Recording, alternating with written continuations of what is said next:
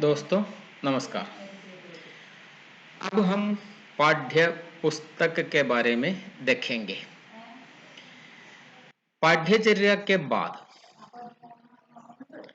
पाठ्यचर्या विकास के बाद अनुदेशात्मक प्रणाली में पाठ्य पुस्तक का विशेष स्थान है, क्योंकि पाठ्यचर्या का जो उद्देश्य है उस उद्देश्य को छात्रों तक पहुंचाने के लिए अध्यापक के पास जो साधन है उसमें प्रथम पाठ्य पुस्तक है।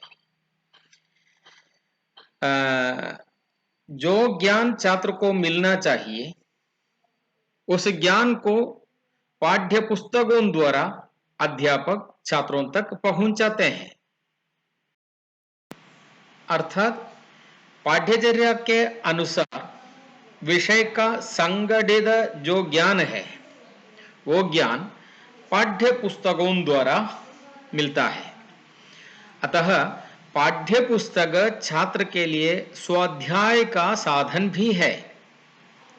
बिना किसी की सहायता से छात्र पाठ्य पुस्तक द्वारा ज्ञान का अर्जन कर सकता है। वहाँ शिक्षण प्रक्रिया में पाठ्य पुस्तक का स्थान अहम हो जाता है, महत्वपूर्ण हो जाता है। पाठ्य पुस्तक में जो विषय है हम जानते हैं कि वो विषय पाठ्यचर्या उद्देश्य को छात्रों तक पहुंचाने के लिए है। वो विषय वस्तु तार्किक ढंग से प्रस्तुत होती है, चर्चा के लिए वो सामग्री है, तर्क संगत होती है वस्तु।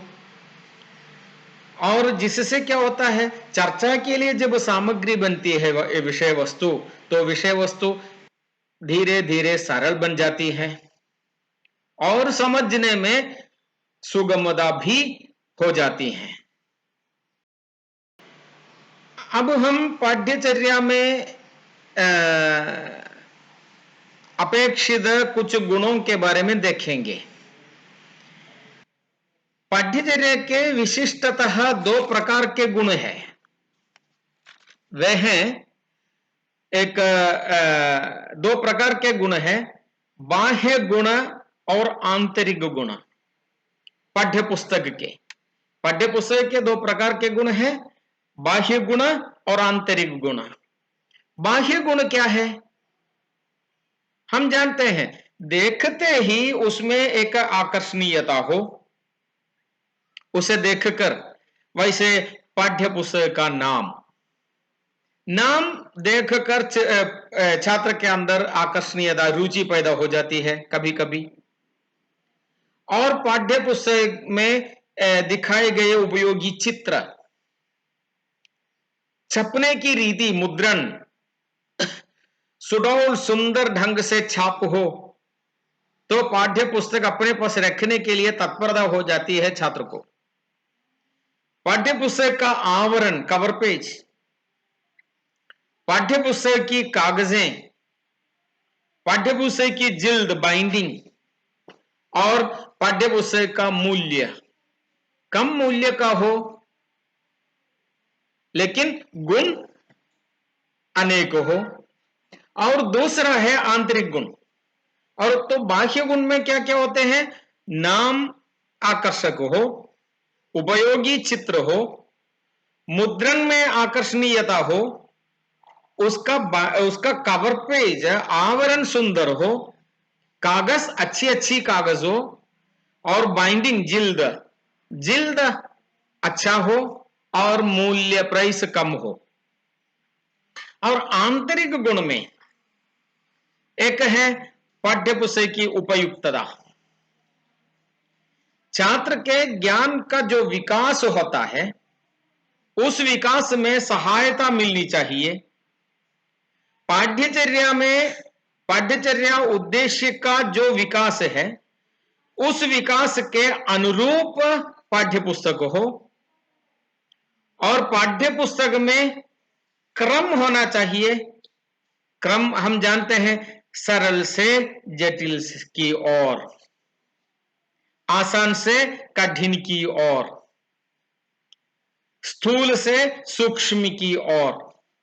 यह एक क्रम पाठों के बीच में होना चाहिए। पहले आसान पढ़ो, फिर थोड़ा मुश्किल हो, अंत तक पहुंचते पहुंचते सबसे कठिन पाठ हो।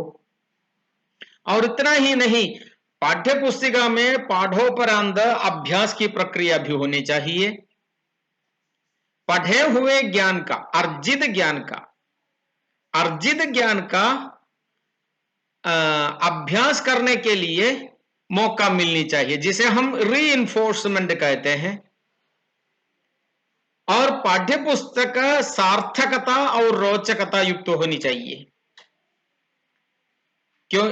उसका मतलब है पाठ जो है, पाठ का विषय सार्थक विषय होना चाहिए।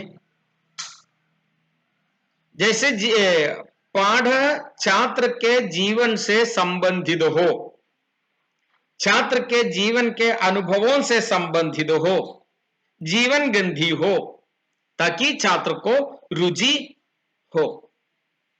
उसी प्रकार का पाठ पाठ्य पुस्तिका में होनी चाहिए, सार्थक होना चाहिए और रोचक भी होना चाहिए। पाठ विषय में विविधता होनी चाहिए।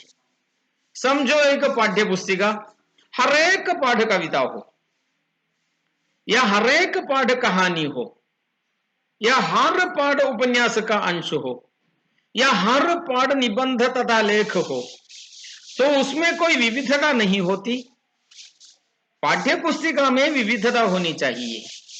यदि पहला पाठ कविता है तो दूसरा पाठ कहानी हो, तीसरा लेख हो। वो भी पाठ्यचर्या उद्देश्य जो है उसके अनुसार। पाठ्यचर्या उद्देश्य में भी क्रमिकता होती है। पाठ्यचर्या उद्देश्य में पहले छात्र को निर्दिष्ट ज्ञान प्राप्त हो, उसके बाद निर्दिष्ट ज्ञान हो, उसके बाद निर्दिष्ट ज्ञान हो, अंत में यही ज्ञान हो। पाठ्यचर्या ऐसी होती है। तो पहले जो ज्ञान छात्र को मिलना चाहिए, उस ज्ञान के आधारभूत या उस ज्ञान पर आधारित आकर्षक पाठ होना चाहिए। और उस पाठ में, पुस्तक के पाठों में विविधता भी होनी चाहिए। और विषय वस्तु का उचित चयन भी अनिवार्य है।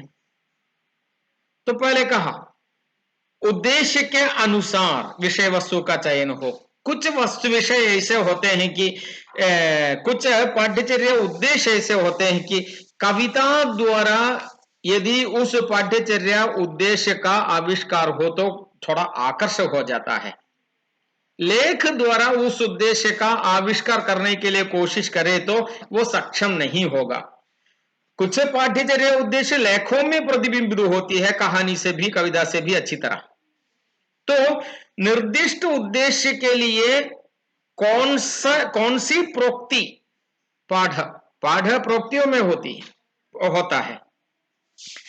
निर्दिष्ट प्रोक्ति निर्दिष्ट पाठ्यचर्या के लिए अत्यधिक उपयुक्त होगा। उस उद्देश्य से उचित चयन भी करना अनिवार्य है। यह है पाठ्य पुस्तक के बारे में। देखिए दोस्तों, अब हम एक यूनिट खत्म कर रहे हैं। दूसरे यूनिट को लेकर हम अगली कक्षा में आएंगे। तब तक नमस्कार।